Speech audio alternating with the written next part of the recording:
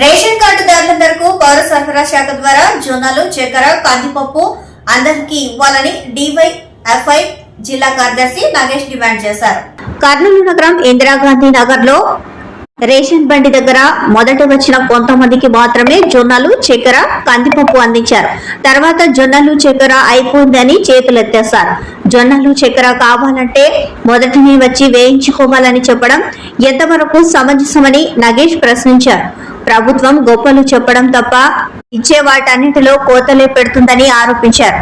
కనీసం కార్డుదారులను అడిగితే అరకిలో చక్కెర, కేజీ కందిపప్పు, 3 కేజీలు జొన్నలు కూడా వేయలేని దుస్థితిలో ఉందని అన్నారు.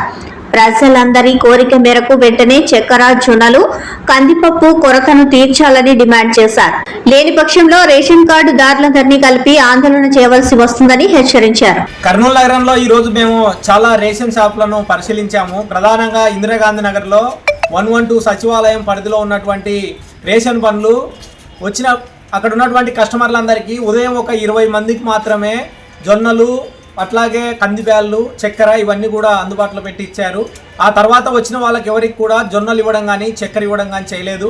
అక్కడ ఉన్నటువంటి ఎవరైతే రేషన్ కార్డు హోల్డర్స్ ఉన్నారో వీళ్ళంతా కూడా మాకు జొన్నలు తీసుకొని వస్తేనే మేము వేయించుకుంటాం, లేకుంటే లేదని చెప్పేసి వాళ్ళంతా నిలదీశారు. నిలదీస్తే మా డీలర్ దగ్గర కూడా జొన్నలు లేవు, అయిపోయినాయి, చక్కెర అయిపోయింది, ఇప్పుడు కందిబ్యాళ్ళు, బియ్యం మాత్రమే ఉన్నాయని చెప్పేసి చెప్తున్నాడు.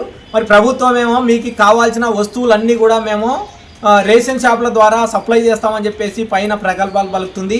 కిందికి వస్తే మాత్రం ఎక్కడ పోయినా కూడా ఇవి పూర్తి స్థాయిలో కొరత ఉంటుంది. వెంటనే జొన్నలు, చక్కెర, కందిబ్యాళ్ళ కొరతను తీర్చాలని చెప్పేసి మేము డివైఎఫ్ఐగా డిమాండ్ చేస్తున్నాం. ఒకవేళ రాష్ట్ర ప్రభుత్వం కనుక పట్టించుకోకుండా మొండిగా ఏదో ఒక పేరుకి మేము ఇచ్చినామన్నట్టుగా 10 మందికో 20 మందికో వేసేసి మిగతా వాళ్ళకల్లా మేము ఇన్ని రకాల వస్తువులను రేషన్ షాపుల ద్వారా సప్లై చేస్తున్నామని కనుక కల్లిపొల్లి మాటలు చెప్తే కనుక రేపు మళ్ళీ వచ్చే నెల 1వ తేదీ నుండి రేషన్ వేసే దగ్గర రేషన్ షాపుల దగ్గరికి మేము డివైఎఫ్ఐగా వెళ్ళి ఎవరికైనా సరే ఏ వస్తువు తక్కువ వచ్చినా అక్కడ దాన్ని అడ్డుకుంటామని చెప్పేసి ఈ సందర్భంగా మేము హెచ్చరిస్తున్నాం.